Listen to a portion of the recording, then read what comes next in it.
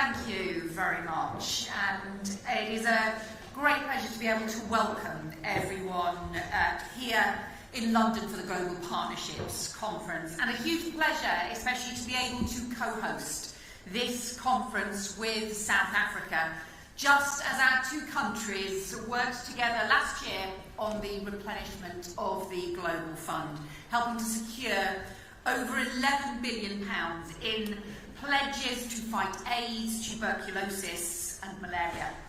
And it is a pleasure too to co-host with the Children's Investment Fund Foundation and British International Investment, the pioneering organisations that have done so much to advance the priorities that we all share. This conference was designed to be a bit different from the normal international ministerial events that we hold. And so I just wanted to start by acknowledging the incredible range and depth of experience on expertise in this room and around this conference centre, from civil society, youth activists, major investors, philanthropists, tech entrepreneurs, experience of development past and ideas and interests for the future. The collective wisdom and insight that we need to harness together in the face of the most unprecedented global challenges.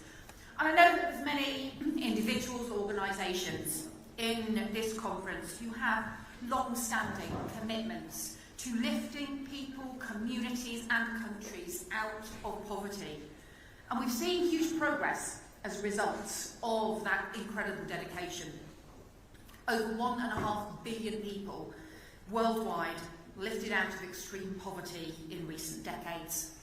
Healthy life expectancy around the world increased by over 5 years in just a decade.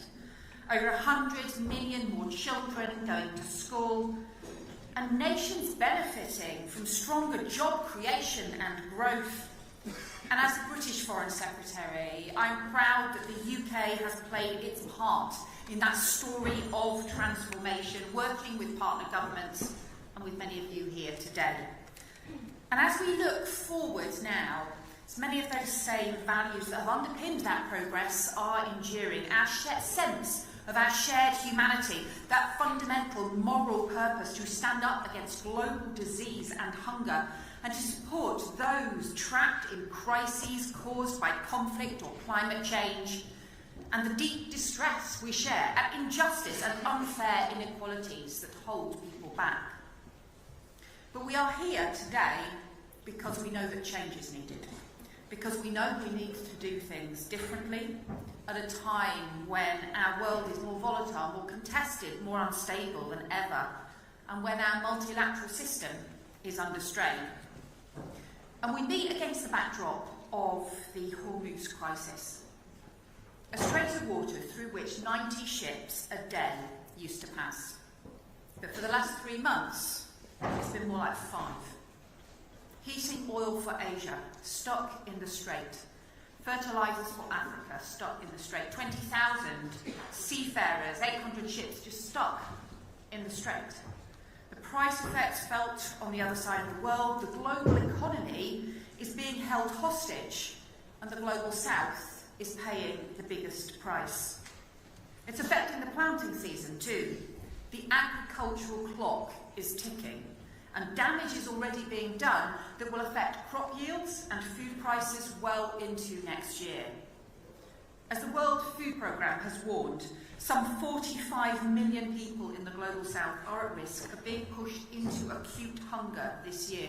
The world risks sleepwalking into a global food crisis, and we cannot risk tens of millions of people going hungry because Iran has hijacked an international shipping lane needed to cushion the immediate impacts of the crisis. And with others, the UK has been using our voice and shareholder role to press for a step change in response, coordinated across the global financial system. We need faster coordinated action, multilateral development, banks operating as a coherent whole, not just in parallel, aligned programming, quicker disbursement, specific support to fertiliser markets, working closely with UN agencies. And with the World Food Programme, we're already helping pre-position food supplies because we have to get ahead of the risks not wait for the suffering to unfold before us. But aid can't operate alone, and that's why Britain has led diplomatic efforts to press for the immediate reopening of the Strait, convening partners to defend the principle of the law of the sea, and why we're preparing alongside France a multilateral maritime mission to reassure shipping and get trade moving when an agreement is in place, and supporting the negotiations to fully reopen the Strait free from restrictions and tolls to get the global economy moving again. But the Hormuz crisis holds up a mirror to our wider challenges. It shows the importance of acting early and in partnership to mobilise support, the importance of political and policy responses to tackle the causes of crises, not just to mitigate their impacts, the importance of the rule of law, in this case freedom of navigation, for prosperity and development, not just for order and stability, and the urgent need to address the underlying weaknesses in our economic resilience and our precarious food and energy security. For us in the UK, that means first and foremost accelerating the clean energy transition. Instead of the fossil fuel roller coaster, the security, independence and economy of British-owned renewable energy. Because renewable energy can't get stuck in the Strait of Hormuz and can't be hijacked by hostile states. This is a choice we are making for ourselves, but it is also true for many other countries as well.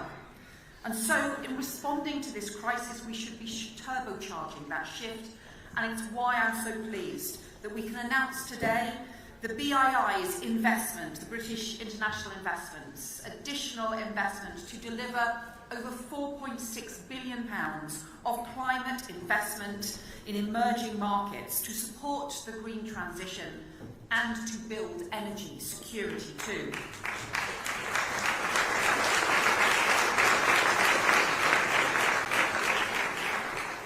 But the reason that this matters is because the Strait of Hormuz is no outlier. Coming so soon after the energy price shock, the grain supply threats when Russia invaded Ukraine, or the supply chain crisis in COVID. This reflects a new era of geopolitics and geoeconomics, an era of global great power competition and global volatility, but also concurrent crises from conflict to climate, from communicable disease, where our interconnected world that has helped lift nations out of poverty and drive growth is turned against us to become a source of great vulnerability. At a time when violent conflict is on the rise around the world greater than any time since the Second World War. And we've seen new levels and patterns of displacement and migration, tied also often to climate change as extreme weather and record temperatures destroy livelihoods. And also the new uncertainties from the pace of technological change. As AI, frontier technologies offer profound potential to give us new solutions around healthcare, around development, around economic growth, but also real risks of compounding global injustice and insecurity unless we respond. And of course a multilateral system in need of reform, at a time when development budgets in many donor countries, including here in the UK, are under financial strain or facing reductions. So in the face of these challenges, bold new approaches are needed. And we need to be honest that as well as keeping up with changing times, we need to address some of the deficiencies in some of the traditional ways we've done development in the past. The external blueprints, the paternalism, the policies that increase dependency rather than building resilience, and the reflex to act for others rather than getting firmly behind local needs and priorities. So as part of the UK's response, we've held honest exchanges with partners about what we should do differently and heard clearly the need and the demand for greater voice and agencies for countries and communities to shape decisions that affect them, including global institutions and the global financial system. As Mia Mottley, the far-sighted Prime Minister of Barbados, has put it, seats at the table of decision-making where we can be seen, heard, become active agents in our own cause and lead our own development. And that lies behind the shifts that my friend and fellow minister, Baroness Jenny Chapman, has been leading in our UK development approach, as she will have set out to you earlier this morning, moving from donor to investor, from grants to expertise, putting partnership and the focus on local needs at the centre of what we do, and putting those shifts hardwired into this conference today and tomorrow. Because the framing is about partnerships, collective action on common challenges, on mutual respect, learning and accountability. And a joint document that is not about traditional aid pledges, but about focusing on mobilising finance, technology and new coalitions. And I want to pay tribute to Jenny and the FCDO team for bringing this event together. So let me just then highlight 3 areas of what this looks like. On development finance, shifting the centre of gravity from traditional measures around public funding towards mobilising much wider investment and different forms of capital investment and support. For example, developing local capital markets to attract and allocate finance effectively, as we've done in Ethiopia, through support to their first public stock exchange so that Ethiopian companies can tap into new funding. With the UK insurance sector pioneering new public-private partnerships that can help countries respond more quickly and effectively to natural disasters. And working through the most impactful bits of the multilateral system, such as the World Bank's International Development Association, where every pound we invest unlocks £4 of additional finance, whilst backing calls for the reforms of the global financial system, including by tackling unsustainable debt through expanding the common framework and making it meet countries' needs more quickly. We're backing too Africa's institutions to raise far more funding at scale, with our £650 million contribution to the African Development Fund helping leverage in up to £1.6 billion in grants and concessional loans, including issuing bonds on the London Stock Exchange for the first time. And moving into also providing expertise, such as the tax advice that has helped Ghana generate an additional £100 million in revenue to invest in its own education and health priorities, far more than a traditional UK aid programme could have provided. The second shift is to make sure we focus our humanitarian and grant aid on the countries and the communities that need support most. Conflict is now one of the biggest drivers of extreme poverty across the world.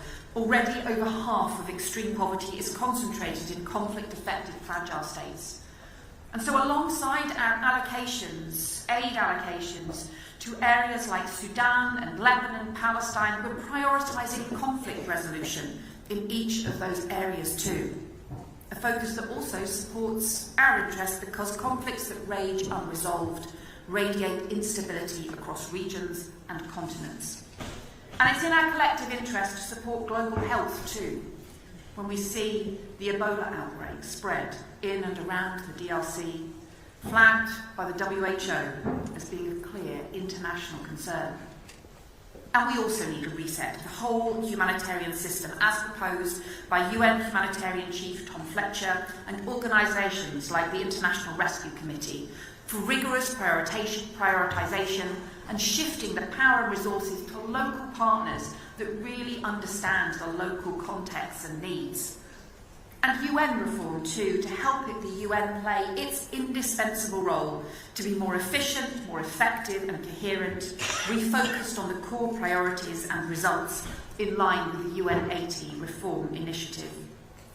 But finally, I want to mention a further focus that is about our values and also our shared interests, because amidst the plethora of global emergencies, we can risk neglecting one that blights the safety and prosperity, equality and freedom of half the world, including here in the UK.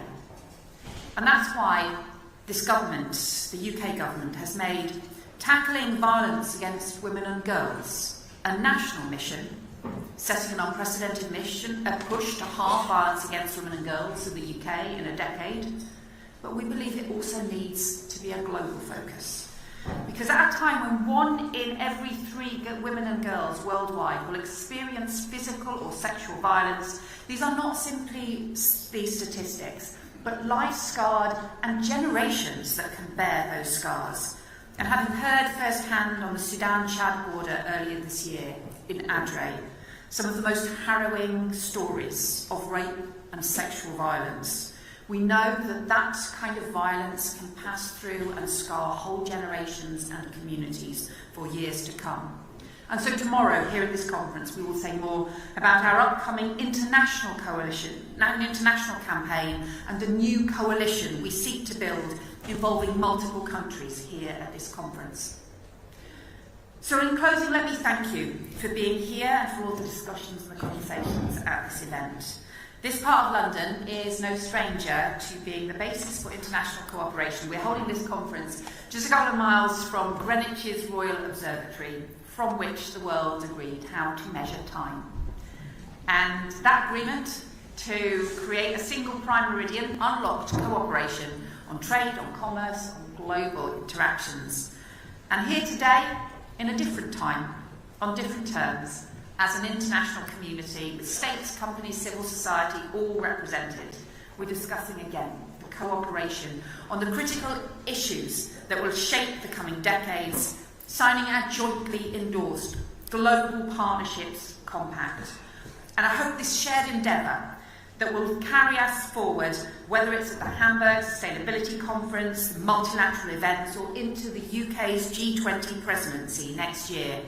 Let me finish where I started, with the potential interest of all of those here from so many different countries and backgrounds to bring those partnerships across the world and across our communities together for a world free from poverty on a livable planet, because we know it's the partnerships that we build across the world that make each and every one of us stronger at home. Thank you very much.